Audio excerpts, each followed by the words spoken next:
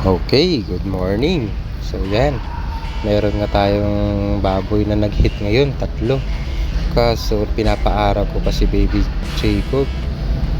Yan, buti na lang mayroon akong kasamang pumasok ngayon. Kaso problema, yung dalawa ayaw. So ang gagawin natin ngayon para di masayang AI yung hit nila, i-AI natin sila. So ayan, nagkolekta tayo ng similya para ipasok sa kanila. Bali isa nga lang yung nasampahan dyan ng natural. Itong dalawa AI natin. Kaya yan. Oh yan oh, pulang pula oh. Kita nyo naman, very pink. So yan, ready na natin yung panghugas ng kanilang pribadong parte para malinis naman ng pagdadaluyan ng similya, pagpapasukan pala. Yan, massage natin yan para kahit pa paano akala nila may sumasakay sa kanila. Yan, pinapad muna natin ng konti yung similya, tapos yan, massage laruin ng konti. Okay, yan oh, gusto niya. So yan, dahan-dahan na lang natin ipasok para hindi naman sila mabiglat masaktan. Okay, yan. So positive yung ganyan. Pasok na natin ng AI. Masamasahe lang natin para kusa nilang hihigupin yung similya. Ayan, hintay lang natin hanggang sa maubos ito. Masamasahe lang natin para maganahan din sila. Okay. Okay, dito na tayo sa pangalawa. Ayan oh, buti na lang mabait siya. Ayan, hugas-hugas, kaw. Okay. Hindi siya nasampahan dahil masyadong malaki yung bore para sa kanya. Kaya ang gagawin natin, AI natin siya para hindi naman masayang ang kanyang pag-hit.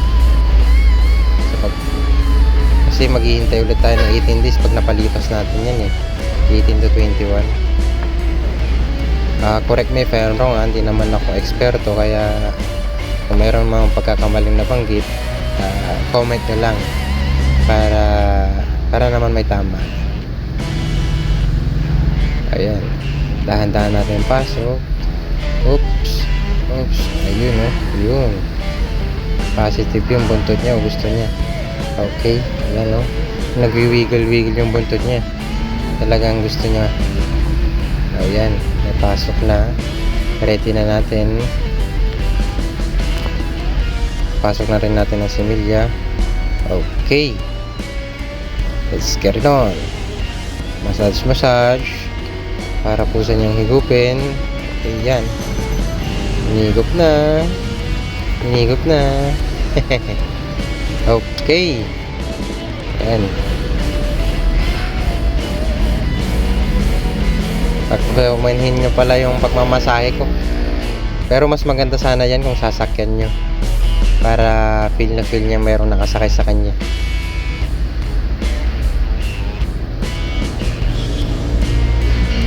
Disclaimer lang po, hindi po ako eksperto sa mga ganitong bagay.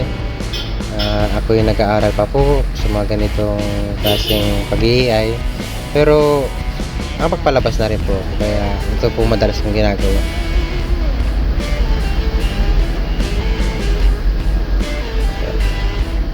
Kunti nga lang palang hawak kong baboy ngayon kasi wala hindi ko masyadong ma-handle masyado, kaya kunti lang. May 2 akong bore saka 10 inahin. Bali ngayong araw na to may 3 nag-hit, tapos yung 3 nasa itaas naman, nanganak na sila ngayon. Puyatan na naman to, bye. So yan, linis lang tayo, alisin natin yung dumi. So yun, naka-3 tayo. Bye bye, salamat.